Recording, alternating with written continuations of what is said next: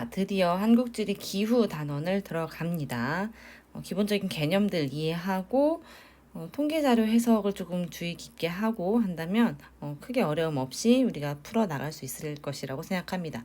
기후는 사실 아직까지도 논의 중인 부분들이 많고 연구가 완벽하게 이루어지지 않은 부분들도 상당 부분 있어요. 그래서 우리가 기후학자들처럼 완벽하게 이 기후의 특성과 기후의 현상이 나타나는 원인을 분석하겠다 라고 접근을 하면 굉장히 피곤해지는 단원이 바로 이 기후 단원입니다. 사실 선생님도 이 기후 단원 수업을 하려면 논문도 많이 찾아봐야 하고 책도 많이 봐야 하고 준비를 많이 해야 하는 단원인데 우리는 한국지리를 공부하고 있기 때문에 한국지리, 즉 지역의 특성, 그리고 그 지역 속에서 살아가는 주민들의 생활 모습의 특성을 파악하는 데 필요한 정도로만 기후를 이해하고 지나가면 되겠어요. 중요한 것은 우리 한반도 내에서, 우리나라 내에서 지역별로 어떤 기후 현상이 나타나는지, 그리고 그 기후 현상들 속에서 주민들의 생활 모습이 어떻게 나타나고 있는지에 중점을 두고 이해를 한번 해보도록 합시다. 자, 들어가겠습니다. 자, 기후. 먼저 이 기후라는 개념에 대해서 좀 이해가 필요한데요. 자, 기후는 날씨와 대비되는 개념입니다. 날씨는 우리가 기상이라고도 이야기를 하죠. 어떤 장소에서 비교적 짧은 기간에 나타나는 대기의 상태를 이야기합니다. 자, 우리 뉴스 말미에, 뉴스 마지막쯤에 기상캐스터가 나와서 오늘의 날씨는 이러이러합니다 라고 이야기를 해주죠. 자, 그때 그 기상캐스터, 기상이 바로 날씨에 해당하는 거고요. 기후라는 것은 쉽게 이야기를 하면 30년 이상의 이 날씨들의 평균적인 값을 이야기합니다. 그래서 일정한 장소에서 장기간에 걸쳐 나타나는 대기의 평균적이고 종합적인 상태를 기후라고 합니다. 그래서 우리나라 기후는 이러이러합니다 라고 특징이 지어지는데 그렇다고 해서 항상 그 바운더리 안에서만 대기의 상태가 나타나냐? 그것은 아니라는 거죠. 그러니까 예외적인 날씨가 있을 수 있다라는 이야기예요. 예를 들어서 대구는 우리가 기본적으로 소우지다라고 이야기를 하지만 대구가 항상 비가 안 오는 것은 아니거든요. 그래서 대구는 일반적으로 한 30년 이상의 대기의 평균적인 상태를 봤을 때 다른 지역에 비해서 강수량이 적은 지역이다 정도로 이해를 하셔야 하는 겁니다. 선생님 작년에 대구 비 많이 왔는데요? 라고 접근하게 되면 기후 단원이 굉장히 어려워집니다. 자, 이제 기후를 이해하기 위한 아주 중요한 개념인데요. 기후 요소와 기후 요인을 좀 보겠습니다. 사실은 여기에 대한 이해를 조금 확실하게 해주면 뒤에는 크게 어려운 점이 없어요. 자, 일단 기후 요소란 기후를 구성하는 대기 현상을 말합니다. 쉽게 얘기하면 기후를 설명하는 도구 정도로 이해를 하면 쉬운데요. 예를 들어서 기온, 강수, 바람, 습도와 같이 땡땡 지역의 기후는 이러이러하다라고 설명할 때 쓰는 도구들이에요. 전주시의 월 평균 기온이 어떻다. 전주시는 군산에 비해서 강수량이 어떻다. 이런 식으로 기후를 설명하는, 즉 기후를 구성하는 요소들을 기후 요소라고 합니다. 정말 중요한 건 기후 요인인데요. 자, 기후 요인이란 기후 요소에 영향을 미치는 요인이에요. 그래서 지역 간 기후 차이를 유발하는 게 바로 기후 요인입니다. 기후 요인은 굉장히 다양합니다. 매우 다양한 요인들이 영향을 서로 주고받으면서 특정 지역의 기후 요소의 특성을 결정해요. 다시 한번 이야기하자면 위도, 수력 분포, 지형 이러한 기후 요인들이 특정 지역의 기후 요소를 결정합니다. 자, 하나하나 좀 살펴볼 텐데요. 일단 가장 큰 요인, 가장 주요한 영향을 미치는 요인이 바로 위도입니다. 위도. 자, 위도는요. 지구를 적도를 중심으로 이렇게 나눴을 때 이 극지방과 적도 사이에 이 각도를 가지고 이 위도를 설정을 하죠. 그래서 적도는 0도, 극지방은 90도 해서 10도, 20도, 30도, 40도, 50도 이렇게 쭉 가는 게 바로 위도입니다. 자, 고위도로 갈수록 일사량이 감소하여 기온이 낮아집니다. 고위도로 갈수록 기온이 낮아진다. 우리나라는 북반구에 위치해 있기 때문에 위도가 높을수록, 즉 북쪽으로 갈수록 기온이 낮아집니다. 참고로 남반구에 있는 뉴질랜드나 오스트레일리아 같은 나라들은 남쪽으로 갈수록 기온이 낮아지겠죠. 아주 중요한 요인이고요. 두 번째 기후 요인은 수륙 분포입니다. 한국지리에서도 중요하지만 세계지리 공부하는 친구들은 특히 이 수륙 분포가 기후에 어떤 영향을 주는지에 대해서 자세하게 완벽하게 이해를 하고 있어야 하는데요. 그림을 통해서 한번 살펴봅시다. 자, 선생님이 지금 지도를 하나 캡처를 했는데요. 이걸 가지고 설명을 좀 해볼게요. 자, 보면 자, 대륙과 해양이 있어요. 근데 이 대륙과 해양은 서로 다른 물질로 구성되어 있기 때문에 물질의 특성인 비열이 다르게 나타납니다. 비열이라는 것은 어떤 물질을 1g을 1도씨 올리는데 필요한 에너지의 양을 비열이라고 합니다. 선생님이 흔히 수업 시간에 이걸 설명을 하면서 뚝배기와 양은 냄비로 비교를 많이 하는데요. 자, 대륙은 양은 냄비라고 이해를 한번 해보시고 해양은 뚝배기라고 이해를 한번 해볼게요. 자, 똑같은 양의 에너지를 가해줬을 때, 똑같은 양의 열을 가해줬을 때 대륙은 해양에 비해서 빨리 뜨거워져요. 양은 냄비니까 그러겠죠. 빨리 뜨거워지고 또 에너지가 제거가 됐을 때, 에너지가 가해지지 않았을 때 빨리 식습니다. 반대로 해양은 대륙에 비해서 뚝배기니까 같은 양의 에너지가 가해진다면 느리게 뜨거워지고 느리게 식어지겠죠. 차가워지겠죠.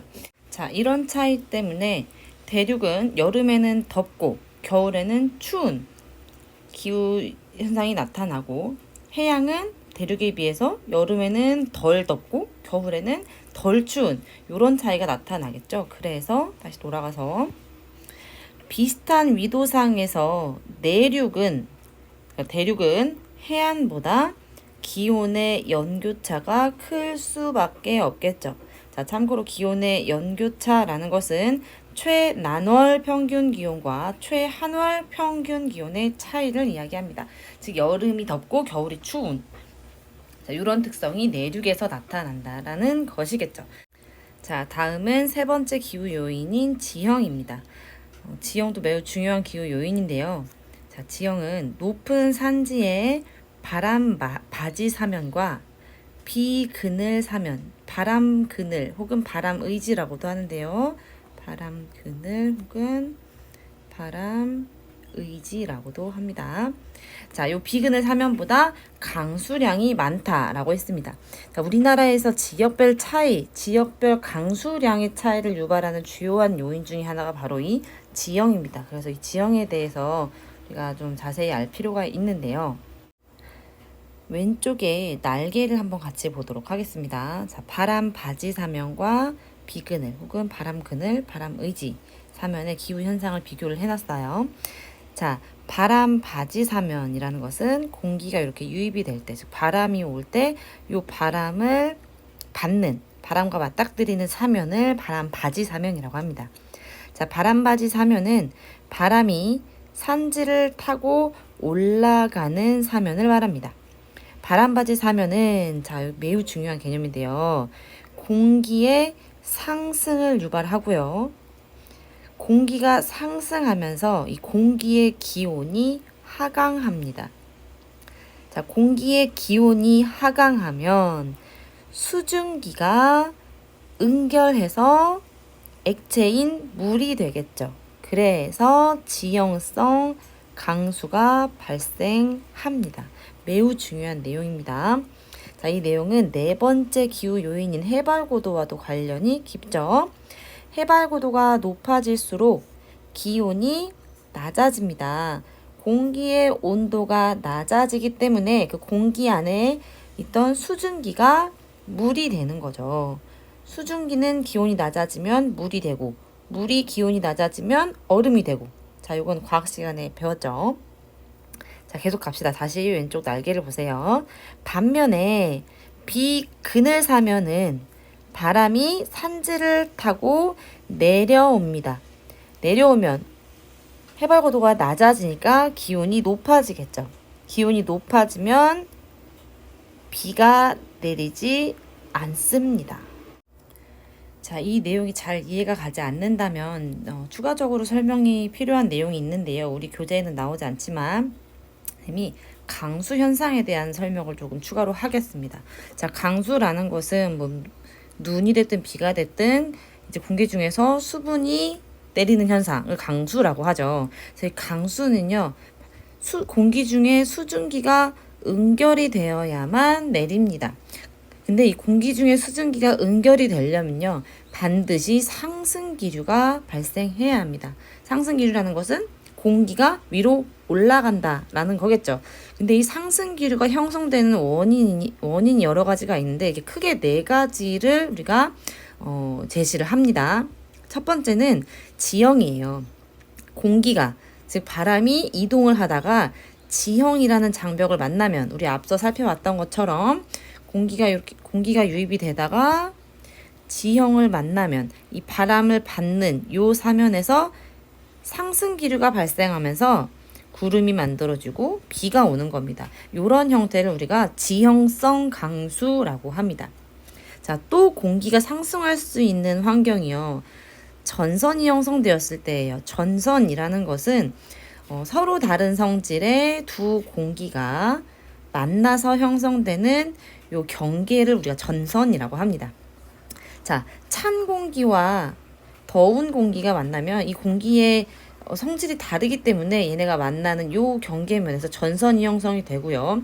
찬 공기는 더운 공기 아래로 내려가려고 하는 현상이 발생하고, 더운 공기는 찬 공기 위로 타고 올라가려고 하는 이런 현상이 발생을 합니다. 그래서 이 부분의 단면을 살펴보면 과학 시간에 봤을 것 같은데, 자, 찬 공기는 이렇게 파고들고 더운 공기는 찬 공기 위로 이렇게 덮여 들어가는, 그래서 더운 공기가 찬 공기 위로 상승하는 이런 형태의 전선 형성이 됩니다. 그래서 요 더운 공기가 상승하는 요 지점에서 구름이 형성이 되고 비가 내리게 되는 거죠. 우리 교재 53페이지를 한번 같이 볼게요. 53페이지를 보면 이쪽에 전선성 강수에 대한 설명이 나와요. 요 그림을 지금 선생님이 하늘에서 바라본 요 그림을 그린 건데, 얘는 지금 단면을 나타내고 있어요. 자, 따뜻한 공기가 찬 공기와 만났어요. 그러다 보니 전선면이 형성이 됩니다. 이 전선면을 따라서 따뜻한 공기가 상승하는 움직임을 보이게 되겠죠. 그럼 얘가 상승하면서 상승기류가 형성이 되면서 응결이 이루어지고 구름이 만들어져서 전선면을 따라서 비가 내리는 겁니다. 우리나라의 대표적인 강수 현상인 장마가 바로 이 전선성 강수에 속합니다. 우리나라를 뒤에 나오겠지만 한반도를 기준으로 해서 시베리아 기단 같이 찬 기단과 북태평양 고기압 같은 이런 따뜻한 서로 다른 성질의 두 공기가 만났을 때 이 생기는 전선을 우리는 장마 전선이라고 합니다. 그래서 이 장마 전선이 그러니까 시간이 지나면 결국에는 북태평양 고기압이 이길 수밖에 없는 싸움이에요. 그래서 얘네 둘이 힘겨루기를 하다가 북태평양 고기압, 북태평양 기단의 세력이 확대가 되면 시베리아 기단이 물러나게 되고 전선이 점차 북쪽으로 올라가면서 장마가 끝나게 되는 겁니다.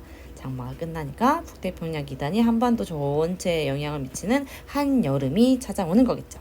자, 뒤에 또 나올 테니까 그때 다시 더 자세히 설명을 하겠습니다. 지금은 요런 원리로 인해서 그러니까 전선이 형성되면서 상승기류가 발생하고 비가 내리는구나, 요 정도로 이해하시면 되겠습니다. 자, 다시 돌아갑시다. 다시 돌아가서 세 번째 강수의 유형인데요. 자, 세 번째 상승기류가 발생하는 이유, 저기압입니다. 저기압은 말 그대로 주변에 비해서 가운데 중심부 주변에 비해서 기압이 낮은 지점이 존재하면 주변보다 압력이 낮기 때문에 주변으로부터 공기를 얘가 이렇게 빨아들입니다. 근데 공기를 그냥 빨아들이는 게 아니고요. 얘는 지구가 자전하는 힘의 영향을 받아서 뱅글뱅글 돌아요. 그래서 이런 형태로 공기가 빨려 들어갑니다. 자, 그러면서 얘가 계속해서 강하게 회전하는 운동을 하게 되는데요. 어디서 많이 봤죠? 바로 태풍입니다.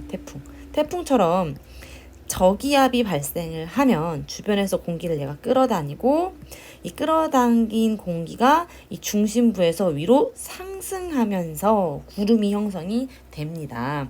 그래서 이 저기압 중심부에 이 강하게 상승하는 상승 기류에 의해서 구름이 형성이 되고, 그 구름이 강수를 유발하는 것이 바로 저기압성 강수가 되겠습니다. 우리나라에서는 태풍이 대표적인 사례가 되겠죠. 자, 네 번째 상승 기류가 발생하는 이유는요, 대류입니다. 대류라는 것은 공기가 상하 운동을 하는 것을 대류라고 하는데요. 대류가 발생하는 이유는 지표면이 뜨거워지기 때문이에요. 쉽게 설명을 할게요. 자, 지표면의 어느 부분이 열이 축적돼서 에너지가 축적이 돼서 기온이 상승합니다. 자, 지표면의 기온이 상승하면 요 지표면의 영향을 받는 요 대기의 온도도 상승을 하겠죠. 자, 공기는 온도가 높아지면 상승하려고 하는 성질이 있습니다. 그래서 우리 사우나를 들어가면 발바닥 있는 부분, 발목 아래로는 찬 기운이 돌고 얼굴로 갈수록 더 뜨거운 공기가 느껴지죠. 이것은 찬 공기는 아래로 자꾸 하강하려고 하는 성질이 있고, 더운 공기는 자꾸 확산해서 위로 올라가려고 하는 성질이 있기 때문인데요. 자, 이렇게 국지적으로 강력하게 열이 축적이 돼서 발생하는 상승 기류, 이게 대류라고 합니다. 그래서 이 상승 기류에 의해서 국지적으로 구름이 형성이 되고, 이 구름에서 강수가 내리는 현상을 대류성 강수라고 합니다. 자, 이렇게 상승하고 하강하는 과정에서 이렇게 순환하는, 상하로 순환하는 이런 운동을 우리가 대류라고 합니다. 그래서 대류성 강수라고 하는데요. 대표적인 사례가 우리나라는 소나기가 있겠습니다. 소나기는 갑자기 매우 더운 여름철에 갑자기 국지적으로 내리는 비죠. 그러니까 그 국지적인 어떤 한 지역에서 강한 상승 기류가 발생하면서 나타나는 게 소나기, 즉 대류성 강수가 되겠습니다. 자, 이렇게 해서 강수의 유형에 대해서 살펴봤고요. 다시 돌아가서 기후 요인을 살펴보면, 자, 그러니까 지형, 세 번째 기후 요인이었던 지형과 해발 고도는 어느 정도 상관이 있다, 서로 관련을 맺고 있다라고 이해를 하시면 좀 쉽겠죠. 자, 그리고 다섯 번째 기후 요인입니다. 해류입니다. 해류는요, 한류가 흐르느냐 난류가 흐르느냐에 따라서 기후 현상에 영향을 주기도 하는데요. 사실은 우리나라는 규모가 작고 해류의 영향이 그렇게 크지 않기 때문에 해류가 직접적으로 기후의 특성을 결정한다라고 보기에는 약간 배가 있어요. 그런데 하지만 원리 정도는 여러분이 이해를 반드시 하셔야 합니다. 자, 해류는 특히 한류가 흐를 경우에 한류의 영향을 받는 해안 지역은요, 여름철의 기온이 낮습니다. 주변 지역에 비해서. 당연하겠죠. 한류라는 것은 차가운 해류를 이야기하니까. 자, 그리고 선생님이 아주 소심하게 적어놨는데요. 자, 한류가 흐르게 되면, 자, 육지 주변으로 한류가 흘러가게 되면 한류 주변 지역의 기온이 낮아지죠. 자, 그럼 여기 지표면, 여기서는 수표면이라고 하겠네요. 자, 요 표면에 온도가 내려가면, 아까 이 전에서 설명했던 내용을 좀 기억을 해보세요. 표면의 온도가 내려가면 그 표면에 영향을 받는 공기는 상승할까요? 하강할까요? 당연히 하강하겠죠. 자, 그래서 이 지표면의 온도가 내려갔기 때문에 하강 기류가 강해지고, 하강 기류가 강해지면 구름이 형성되기가 힘들기 때문에 강수량이 적어지는 이런 현상이 발생을 합니다. 이런 원리로 한반도에서 강수량이 적게 나타나는 지역을 우리가 요 지역을 흔히 이야기를 합니다. 요 청진 지역. 자, 한류가 영향을 미치는 요 해안가를 따라서 한류의 영향으로 대기가 안정되기 때문에, 즉 상승기류가 형성되지 않기 때문에 비가 적게 온다라고 설명을 했어요. 그 이전 교육과정까지는. 그런데 이 부분이 계속 논의가 활발하게 이루어지고 있는데, 우리나라 같은 경우는 해류의 영향이 크지 않다라고 해서 여름철 기온이 낮아진다라고까지는 이야기하지만 강수량 이야기는 사실은 크게 강조해서 하지는 않는 분위기예요. 하지만 여러분 선배들은 이렇게 배웠기 때문에 여러분은 그래도 알고 갑시다. 이렇게 해서 기후의 개념, 그리고 중요한 기후 요소들과 기후 요소의 특성을 결정하는 기후 요인들, 그리고 어떻게 기후 요소에 영향을 미치는지 그 메커니즘을 좀 살펴봤는데요. 자, 요 내용을 반드시 이해를 하시고 내용을 숙지를 하시고 다음 내용으로 넘어가야 합니다. 자, 일단 갑시다. 다 이해를 했다는 가정하에. 자, 이제 구체적으로 우리나라의 기후 특징을 좀 살펴볼 건데요. 우리나라는 북반구 중위도에 위치하여 냉대, 온대 기후가 나타난다 라고 했어요. 자, 지금 보고 있는 요 영상은 지금 현재 지구상에서 표면을 이동하고 있는 공기의 온도를 보여주고 있는데요. 자, 보면 중앙을 지나고 있는 이 적도를 중심으로 해서 극지방에 갈수록 이 색깔의 변화가 보이시나요? 빨간색일수록 온도가 높은 거고, 파란색, 즉 보라색으로 갈수록 온도가 낮은 거예요. 자, 지금 선생님이 일부러 이 바닷가 태평양만 보여주고 있는데요. 자, 이렇게 지표면의 성질이 균일한 상태에서 위도대에 따라서 공기의 온도가 달라진다라는 것을 여러분이 좀 파악을 했으면 좋겠어요.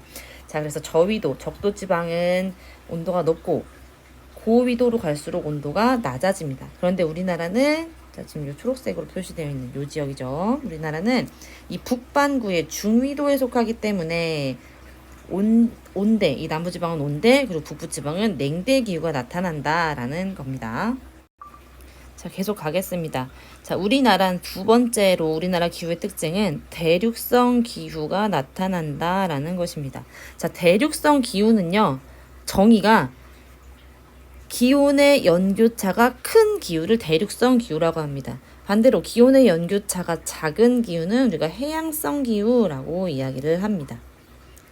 자, 그런데 우리나라가 대륙성 기후가 나타나는 원인은요, 유라시아 대륙 동안에 위치하기 때문입니다. 즉, 우리나라가 대륙성 기후, 즉 연교차가 크게 나타나는 이유, 기후 요인, 이 대륙성 기후가 나타나게 되는데 영향을 미친 기후 요인은 수륙 분포가 되겠죠. 앞서 설명했던 수륙 분포를 좀 기억을 하시고 자세히 좀 살펴봅시다. 자, 다시 이 그림을 보면요. 자, 아까 우리 교재에 지금 언급되어 있는 내용을 보면 유라시아 대륙 동안에 위치하여 비슷한 위도의 대륙 서안에 비해 기온의 연교차가 크다라고 이야기를 했죠. 자, 비슷한 위도대에 위치하는 지역으로 우리 교재에서 지금 리스본, 포르투갈의 리스본과 우리나라의 서울을 비교하고 있습니다. 비슷한 위도대에 위치함에도 불구하고 리스본은 대륙의 서안 지역은 연교차가 적은 해양성 기후가 나타나고, 우리나라는 연교차가 큰 대륙성 기후가 나타납니다. 그 이유는요. 자, 이 중위도, 이 리스본과 서울이 위치해 있는 중위도 때는 자, 이렇게 서쪽에서 동쪽으로 항상 불어오는 편서풍의 영향을 받습니다. 자, 이 편서풍의 영향을 받는데 문제는 우리나라 대륙의 동안 우리나라는요. 이 편서풍이 지구를 뱅글뱅글 돌면서 대륙 위를 이렇게 지나온 상태로 우리나라에 영향을 줍니다. 반대로 리스본은요, 대서양이라는 바다를 지나온 상태로 영향을 주게 돼요. 그래서 이 대서양의 영향을 많이 받아서 대서양의 성질을 닮은 공기를 갖다 줍니다. 우리나라에는 유라시아 대륙 내부에서 형성된 대륙의 성질을 닮게 된 요 공기를 갖다가 주는 거죠. 그래서 대륙은 아까 비열이 작기 때문에 기온의 차이가 크게 발생한다라고 했죠. 그래서 여름에는 덥고 겨울에는 추운 공기를 갖다 주는 거고, 리스본은 대륙의 동안에 비해서 여름에는 덜 덥고 겨울에는 덜 추운 공기의 영향을 받게 되는 겁니다. 자, 세 번째 우리나라의 기후 특징은요. 계절풍 기후가 나타납니다. 계절풍이 뭔가요? 자, 계절에 따라, 그러니까 계절이 바뀌면 바람의 방향이 반대로 바뀌는 이런 바람을 계절풍이라고 합니다. 즉 계절에 따라서 풍향이 바뀌는 바람을 계절풍이라고 하는데요. 우리나라는 요 계절풍의 영향을 받아서 여름에는 고온 다습하고요. 겨울에는 한랭 건조한 바람이 찾아옵니다. 자, 왜 이런 현상이 발생했는지가 중요하겠죠. 자, 다시 이 그림을 봅시다. 자, 우리나라 좀 지워볼까요? 자, 대충 지워서 보면 대충 지우자고 해놓고 자, 됐습니다. 자, 여름철입니다. 여름철에 이 대륙과 해양의 비열차 아까 설명했던 내용을 기억하고 있죠. 동일한 위도상에서 비슷한 위도상에서 이 태양 에너지를 비슷하게 받은 상태에서 대륙과 해양에서는 온도 차이가 당연히 발생을 하죠. 비열의 차이 때문에. 자, 여름철에 동일한 태양 에너지를 받으면 대륙은 해양에 비해서 더 뜨거워집니다. 뜨거워지면 지표면이 뜨거워지면 얘는 상대적인 거예요. 해양에 비해서 지표면이 뜨거워지면 강한 상승 기류가 발생을 하겠죠. 반면에 해양에서는 대륙에 비해서 온도가 낮기 때문에 대기가 안정이 되면서 하강 기류가 발생을 할 겁니다. 그러면 얘가 뜨거운 공기가 상승하는 과정에서 얘는 저기압이 만들어지고 공기가 하강하는 이쪽에서는 고기압이 만들어지겠죠. 이 공기가 밑으로 쌓이니까 당연히 기압이 높아지겠죠. 그래서 여름철에는 기압이 높은 바다에서 기압이 낮은 대륙 쪽으로 이렇게 바람이 붑니다. 이게 여름 계절풍이고요. 자, 겨울이 됐습니다. 겨울철에는 비슷한 위도상에서 대륙과 해양이 똑같은 양의 태양 에너지를 받아요. 자, 태양 에너지가 여름철에 비해서 적어졌죠. 그러니까 얘네가 냉각을 시작합니다. 그런데 비열이 낮은 대륙이 더 빨리 냉각이 되기 때문에 해양에 비해서 상대적으로 차가워지겠죠. 그리고 해양은 대륙에 비해서 상대적으로 뜨거운 상태가 되겠죠. 그러면 반대 현상이 일어나는 겁니다. 이 뜨거워진 해양, 그렇다고 실제로 겨울철에 바다가 뜨거운 건 아니고 상대적인 개념이에요. 자, 그래서 이 해양 쪽에서 표면의 온도가 상대적으로 높기 때문에 상승 기류가 발생하고 저기압 상태가 됩니다. 반면에 대륙에서는 이 차가워진 표면의 영향을 받아서 고기압이 발생하고요. 하강 기류가 발생하고요. 고기압 상태가 됩니다. 그래서 기압이 높은 대륙에서 기압이 낮은 해양 쪽으로 바람이 불어 나가는 겁니다. 그래서 여름철에는 이렇게 여름 계절풍이, 겨울철에는 요렇게 겨울에는 겨울 계절풍이 영향을 주는 겁니다. 그래서 차갑고 건조한 대륙의 영향을 받는 겨울 계절풍과 뜨겁고 습한 바다의 영향을 받는 여름 계절풍이 우리나라를 지배하게 되는 거죠. 자, 그런데 여기서 한 가지 조금만 더 나가자면 대륙의 서안에 위치한 요 지역들은 똑같이 대륙과 해양이 있는데 기압의 차이가 계절별로 이렇게 다르게 나타나지 않는 걸까요? 그렇지 않습니다. 얘네도 똑같이 대륙과 해양의 비열차에 의해서 계절에 따라서 고기압, 저기압, 고기압, 저기압의 배치가 다르게 나타납니다. 그런데 어떤 차이점이 있냐면 자, 중위도에서 불어나가는 아주 강력한 바람, 아까 편서풍 이야기를 했었죠. 자, 요 편서풍이요. 대륙의 서안에서는 이 바다를 건너서 영향을 주기 때문에 이 편서풍의 편서풍을 방해할 만한 장애물이 없어요. 그래서 편서풍의 영향력이 매우 강합니다. 반면에 대륙의 서안은요. 지구상에서 동서방향으로 가장 긴 대륙, 유라시아 대륙을 얘가 이렇게 와야 합니다. 그래서 요 지표 부근에 영향을 주는 편서풍의 풍속이, 그러니까 편서풍의 힘이 서안에 비해서 동안이 약해지는 거예요.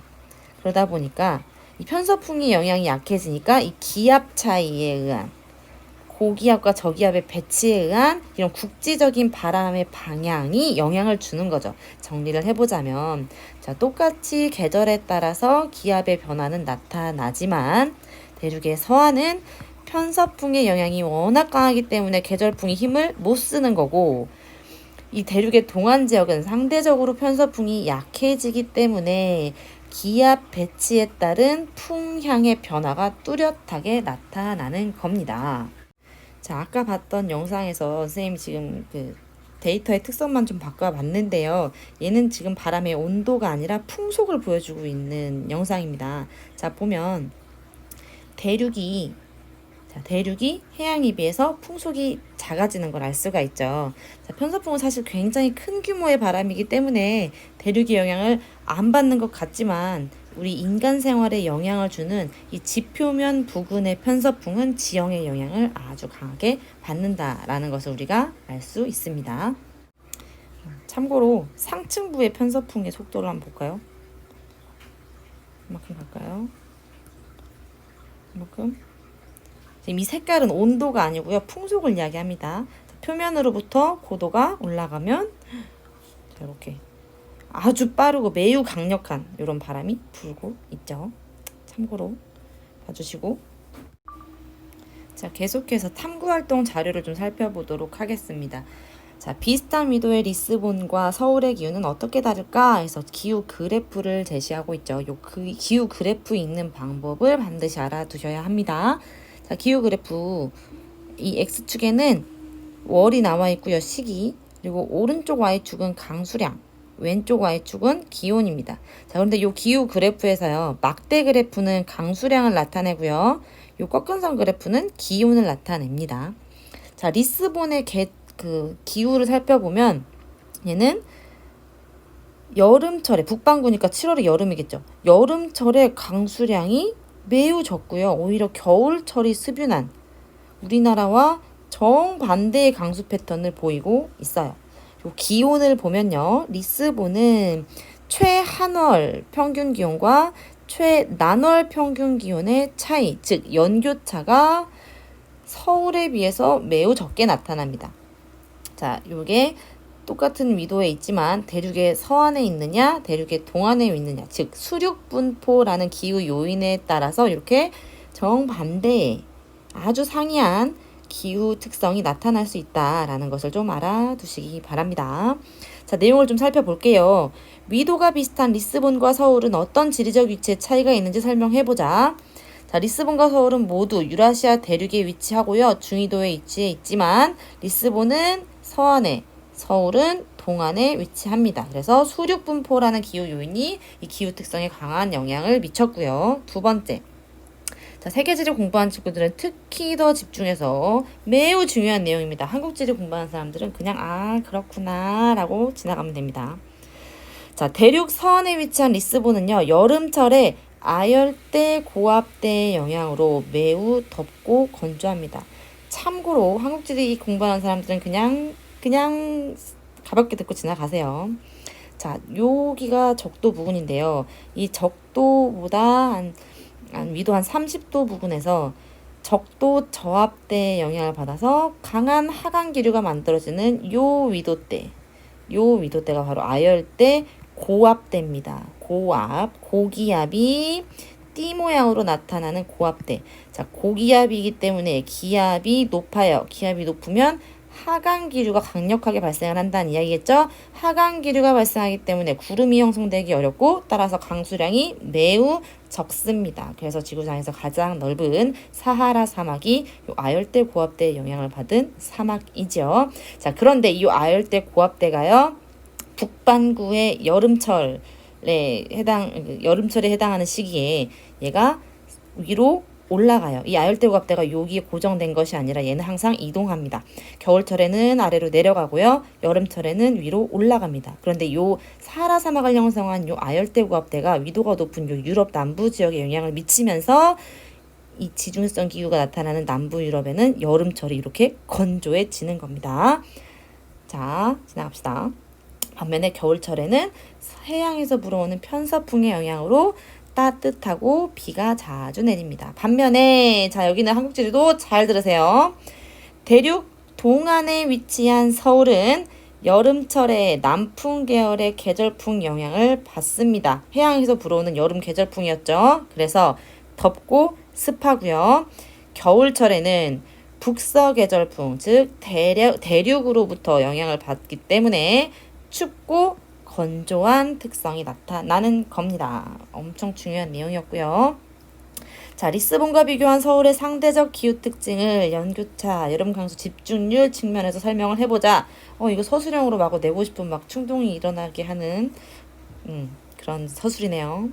자, 서울은 리스본보다 기온의 연교차가 큽니다. 왜 기온의 연교차가 큽니까? 대륙의 동안에 위치하기 때문입니다. 그리고 여름 강수 집중률이 높습니다. 이유가 뭡니까? 계절풍의 영향을 받기 때문입니다. 계절풍의 영향을 받아서 여름철에 해양에서 불어오는 덥고 습한 바람의 영향을 받기 때문에 여름 강수 집중률이 특히 높습니다. 자, 오늘 굉장히 중요한 내용을 많이 했는데요. 자, 기후의 개념 알아봤고요. 그래서 기후의 개념을 알아봤고요. 기후 요소 이런 것들이 있다. 그리고 이 기후 요소, 기온, 강수, 바람, 습도라는 기후 요소에 영향을 주는 아주 중요한 요 기후 요인들을 살펴봤고요. 우리나라 기후 특징들 세 가지를 알아보면서 다양한 기후 요인들이 이러한 기후 특성에 어떻게 영향을 미쳤는지까지 살펴봤습니다. 특히 우리 교재에 나와 있지는 않았지만 강수의 특성, 강수의 유형 네 가지를 알아봤습니다. 이 강수의 유형 네 가지를 반드시 기억을 잘 해주시고요. 그리고 대륙성 기후가 나타나는 이유, 계절풍이 부는 이유 쌤이 설명해줬죠. 자, 반드시 기억을 꼭 하셔야 합니다. 매우 중요한 내용이기 때문에 그냥 진도를 위해서 듣는 게 아니라 시험을 대비해서 여러 번 복습을 하시기 바랍니다. 다음 시간에는 우리나라 기후의 특징을 각각 기후 요소를 가지고 설명을 좀 해보겠습니다. 우리나라의 기온, 우리나라의 강수, 우리나라의 바람 이렇게 각 기후 요소들의 특징을 좀 살펴보도록 하겠습니다. 자, 고생했습니다.